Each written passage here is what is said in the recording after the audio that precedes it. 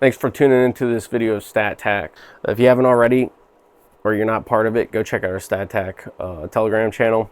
Link is in the description below. Check it out. So we're going to be going over training, where to start. I didn't lay this out, so it's going to be me just going through it. And all this stuff right here on my Behold, my crap, is where you should start in everything, right? And I know a lot of the guys that are into this stuff, or at least think the world's ending and shit's hitting the fan soon. A lot of you guys are like me and make poor financial decisions. Where to start with your poor financial decisions? All right, so where are we going to start with our poor financial decisions? Well, you can start first off with knowledge, right? If you don't have a lot of money, the first thing you can do is do a crap ton of research. I thought I was still wearing my glasses. So a crap ton of research. You can buy books. Join our Telegram. I have PDF files for these books like War of the Flea or Fry the Brain are in there, where you can get those for free, or you can buy the books on Amazon or whatever. And, we got links for those.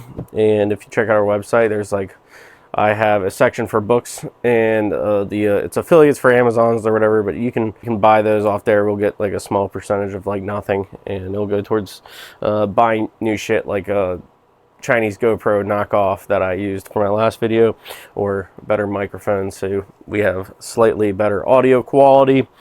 But yes, knowledge is power, and the more knowledge you have is the more stuff you can use and apply that to your tactics and to your kit, and how to better implement that. So reading military TM, stuff like that, and you get those all for free on PDF files or Telegram channels like our own. If you haven't joined it yet, you should join it. I'll drop a link down in the description below. It's slowly growing, but always do like seeing you guys being active in the chat, having those cool discussions with us. But yeah, so knowledge. Books like War of the Flea. There's plenty of TMs about learning how the map or land navigation or whatever. So you can go through those, learn that stuff, or YouTube, right?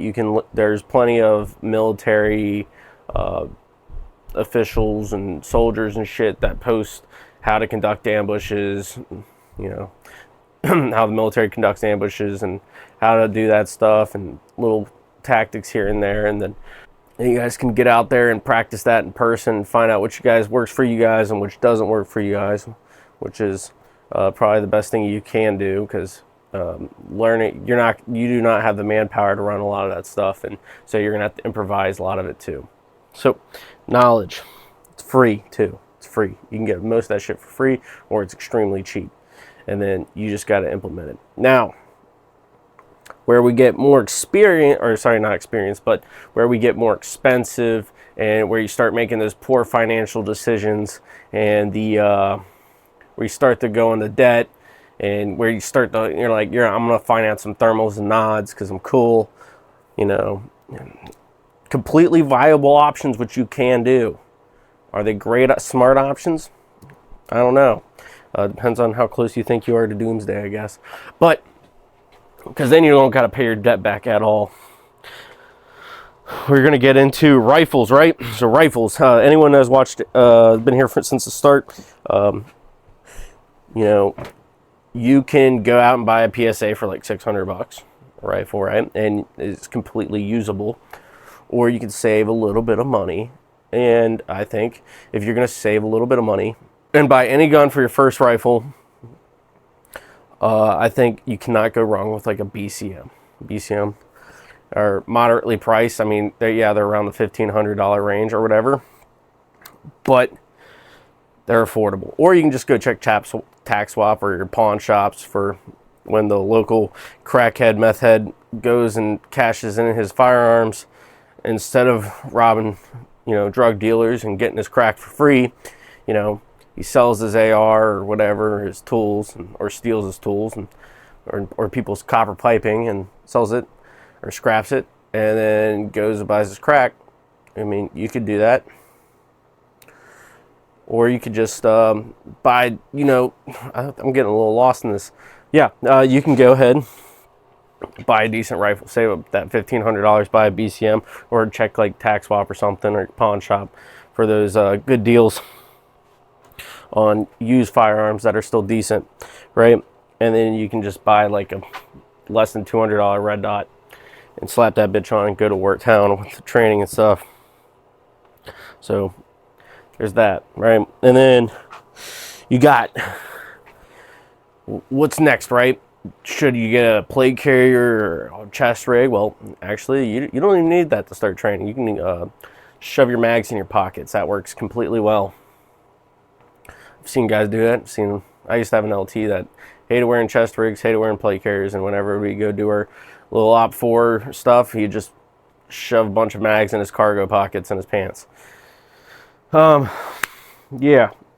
Or you can just go out and buy a $400-ish chest rig, you know, which I recently did I guess like a first impressions of this. I've only used it a handful of times so far, and I still haven't gotten into it, right?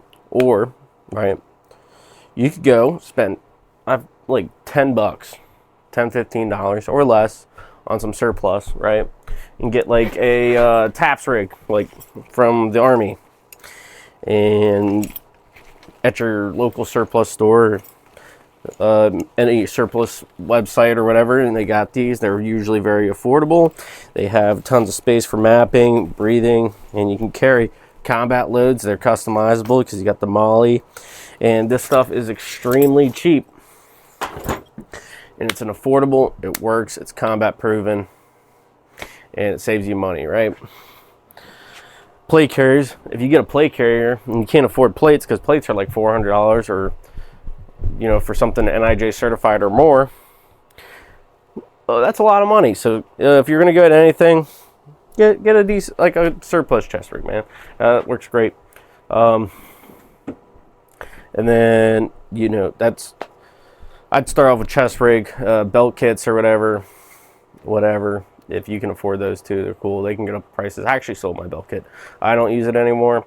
I just use my Saguaro belt, and if I need to, I throw like a mag pouch and a holster on it, and then I just run that. It hasn't really made any difference into any of the training that I've done, and half the stuff. It's also easier if I need to make room in my pack and I gotta go ruck, you know, 10 miles, and I just throw the mag pouch in there with it that I run on my belt on some of those Kiwi clips. And then I put my holster in there, and it's just that. It's not a whole extra belt, so it saves weight too. So, and then, you know, let's see, where else we going? So, chest rigs, plate carriers. Yeah, plate carriers are expensive. I'd probably stay away from them if you're just getting into it. Just get a chest rig, man. Chi-Coms are like $15 too. CCWs, if you, it's kind of back in the firearms thing, but just have one rifle, one handgun. I only have 2 handguns that I bought over the past couple years, and I think it was like, you know, about over 5 years before I bought a second handgun, and I still run my Glock 17. That's my CCW, and that's my I guess your combat pistol if I do run it and stuff like that.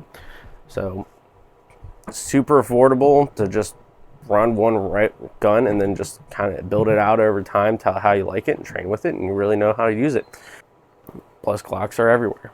Or you could just, my second handgun I ever bought was a Beretta, because I thought they had a vibe, and I just sit to my safe now because I went back to my Glock after it got textured, and now it's got a little more grip, and now I kind of like it a little more, so went back to my Glock.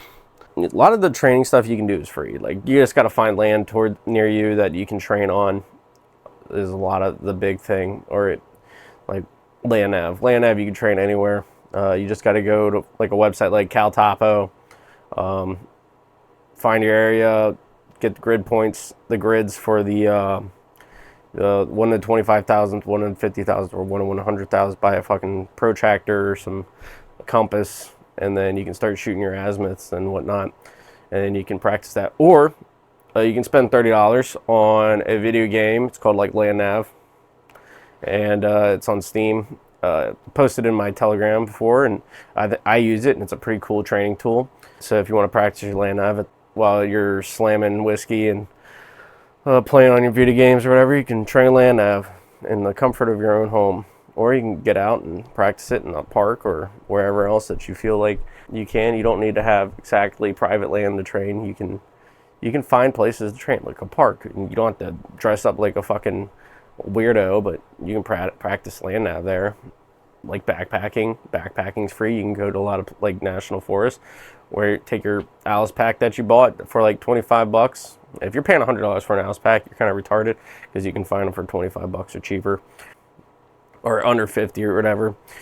And they're great packs. They hold a lot of weight. They're comfortable. They have exterior storage, so you can organize very easily, compared to like a lot of these new packs that are just like, you open them up and it's just a hole, and once you got to pull something out, you got to pull everything else out and put it back in. Cause like I bought a $300 bag, just a sack, you know, and went to an Alice pack, and I was like, I paid $25 for that, and I've been using it since, and I got a $300 Everly stock bag, and I don't even use it anymore. It just sits in my closet with the rest of my gear that I don't use. Yeah, and just finding places to train. Free. Stay away from gas masks. Like, unless you can afford hazmat stuff, or unless you're like a single dude and you can just do whatever you want. If you got a family or something like that, and wife and kids, and you know, buying hazmat stuff for all of them is kind of unrealistic and extremely expensive, unless you make a lot of money and that's something you can afford. But also, you got to think about, like, you're going to be able to keep your kid in a hazmat suit for days on end if there's some sort of biological hazardous chemical things. And a lot of these hazmat suits, if anything were to be really serious or something like that, that would get out, they really wouldn't help out too much, and you'd probably just be suffering until you die. So a slow and very painful death, where you're just puking out your intestines. Then once you kind of get down to basic stuff, like water purification, you get at least like a decent like chest rig, you know, a backpack, or like a rock or something. You find those places you can train. Like 90% of the training you should be doing isn't even shooting. It's like learning stuff, knowledge free, finding places, like getting out in the woods, maybe some national parks or some shit, and you go off the trail and you just hike through the woods or something. Like, you know, like there's mountains everywhere, at least on the East Coast where I'm at, man. And you know, you can just go climb a mountain, you know. You don't have to go look for some trail. If you want, if you want to be a good boy, you can just, you know, park in designated parking spots, walk designated trails, or you can just do a little trespassing, you know. That's another way you can practice your your camouflage. Go do some trespassing and not get caught. That's not legal advice. But you want to put yourself to, that's a way to test yourself. That is a way. Where you're at, salt packs, everything like that. You know, buy what you can afford, man. Don't go all out if you're just getting into it. Slowly work your way up with knowledge and everything like that. Slowly build out your kit. Or, I mean, like, I know, like, a lot of stuff when I kind of panic bought a lot of my shit a while back, because I just thought the world was ending or some shit, and I don't know why I thought I could survive. But anyway, yeah, make sure you get, like, some medical stuff too. Like, even that's probably something better to do before you even start getting into like chest rigs and stuff. Go buy like some medical stuff, tourniquets, learn how to use them, learn how to plug wounds, pack wound, and just basic first aid. Yeah, I actually switched to a fanny pack, fun fact, for my IFAC. I could just run it in one of the side pouches on my new chest rig, but I think a fanny pack's kind of nice to run your IFAC in, because this I can just, even if I'm like wherever, I can just clip it on and I don't have to be carrying a rig. And it's, you know, I can just take this anywhere with me. And it's just an IFAC, man. Yeah, and then once you get into like shooting and stuff like that, if you can afford to shoot oh God, no. Shooting a lot. Does it work? It works. But getting yourself a timer, get better at the range. I think your splits really don't matter too much until you start getting into like, unless you're getting into like PRS stuff, but A lot of it's just like, if you want to be an effective fighter, it's just team tactics, man. Having an organized team that you train with, knowing how everybody flows and everything like that, and then making sure everybody knows their jobs. Because if you got a team that you can, of like a couple dudes, and you go up a team, like a larger force that's unorganized and doesn't know what they're doing, and they're running around like a chicken with their head cut off, you know, you'll totally wax them. As long as you guys are on your A game and you guys are communicating, moving, and you guys know your jobs. So like knowledge, man, that is key to being, like, I guess if you're training to be that guerrilla force Minuteman thing, you know. The homesteading stuff, I think, is like a whole different breed of shit. Yeah, I'm not a homesteader, but I do enjoy training to be an effective force, I guess you can say. So, physical fitness, man. Physical fitness, lift weights, that's free. Well, not really. Lifting weights, unless it's rocks, you know, you gotta usually get a gym membership or buy them at a store, and weights aren't cheap. They're actually very expensive. And then if you want to like get in the work lifting weights, like on the cheaper side, just get some dumbbells, and then you can pretty much find like people giving away workout benches on Facebook. So you can get a big barrel chest, and you can be a freedom fighter, I guess. Radios, you can get a radio, get something decent. Baofangs are cool and all, but they don't last. And I've noticed they're slowly increasing in prices. I think they're like $60 now. I used to be able to get them for like 14, 20 bucks. So they're going expensive. So maybe at this point, instead of getting a Baofang that's going to break on you after a little, like couple gets wet or dusty or something, it's going to fail you. Get something a little nicer, like one of these Alliance. I don't know, they're Chinese, but they're DMR and analog. They work all right. Mine's been wet and in the freezing cold and everything like that, and it's worked out fine. My bulb, I guess, just went out or something. The flash on my camera, I thought it stopped recording.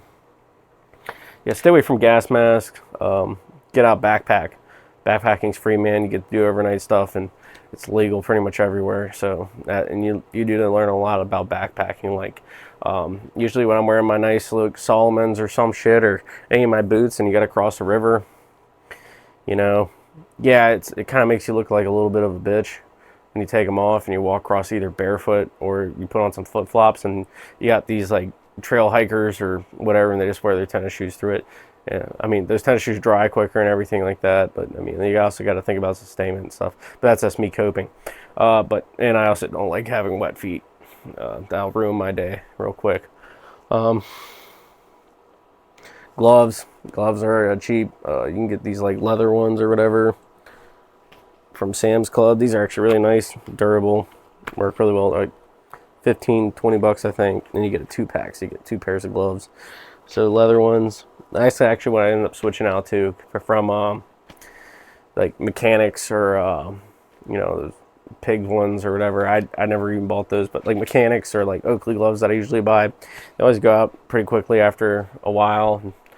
The leather gloves are really resistant to a lot of the shit you go through. So, and these are cheaper. Yeah, you don't get the best Duracity or whatever, but man, dude, that doesn't really matter at the end of the day. You're not a high-speed operator with drones watching over you and everything like that, and feeding you live intel while you conduct your operation. And it's not like you train for weeks for the clear of one building and all its possibilities, so you're not going in there completely blind. So approaching the training as a more of a unsupported infantryman that's going to be on a op without support for a long time, going in somewhere completely blind, it's how you should train. And making your training, when you are training, you know, hard, because the more you train, or the harder you train, the easier it'll be in the long run. So, you know, maybe it's like get out there when it's raining, snowing, or whatever. Put on all that kit in your rucksack. Walk a couple miles to your objective, drop it, do your op, come back to your ORP, exfil on out of there through a different way. But And then like tactics training stuff like that you can get into. I'd like probably start learning, like if you're gonna like pick a couple of tactics is patrolling, reacting to contact, and if you're on the like the Minuteman guerrilla force stuff, is learn your ambush theory and ambush tactics, because those are what you will most likely be using.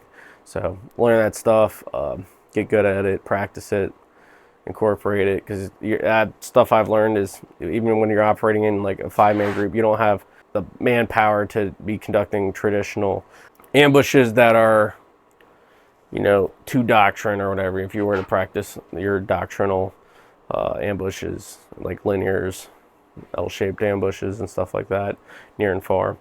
So, and then you're gonna have to modify them to the size of your group to make them work. But yeah, guys, if you like, if you haven't noticed, towards the end of this video is I'm wearing a StatTAC shirt. I got a couple designs already ready to go. Right now I'm just kind of testing the shirts. Ordered some of them. I actually don't like these ones that I ordered. So if you're interested in buying maybe some overpriced Chinese t-shirts with our designs on them or something like that, I'm going to order some heavier cotton ones because I don't really like the thin cotton stuff. On that note, but thanks for watching, guys. If you haven't already, check out our website, which I really haven't done too much with it. It's going to change here soon, especially if we get this these t-shirts and stuff going in the e-commerce side. But if you're on the Telegram, you'll be in the updates for that, or Instagram if I ever get around to posting to anything really on there. Yeah, if you've got anything to hit us up, questions, anything like that, try to get back to you guys. I'm more active on Telegram. If it's on Instagram, I keep all notifications muted on there. Try to stay off social media as much as I possibly can. I'll probably end up seeing your message requests eventually. So that'll probably be the least fucking... It'll be a couple business days before I get back to you on that stuff. Oh, helmets and shit, night vision. I think night vision is if you don't have it and you're in this lifestyle and you absolutely believe a fight is coming and you don't have night vision or thermal, you probably shouldn't be in the fight anyway, because you're going to die because your near peers and pretty much everybody else has it. So you're just going to be that blind dude that gets shot at night anyway, 50% of the day. And as we go into the winter times, man, it's more, it's going to be dark. It's longer than it is day. So keep that in mind too. And yeah, being able to have a bunch of equipment for all the seasons, especially especially if you live in whatever biome that you're in. So being able to like, I get all 4 seasons, so should probably prepare for all 4 seasons. Yeah, thanks guys for watching. Check out the StatTAC channel. Check out our Telegram channel. Check out the Instagram website. Subscribe, like, dislike, leave a comment. And thanks for watching, guys.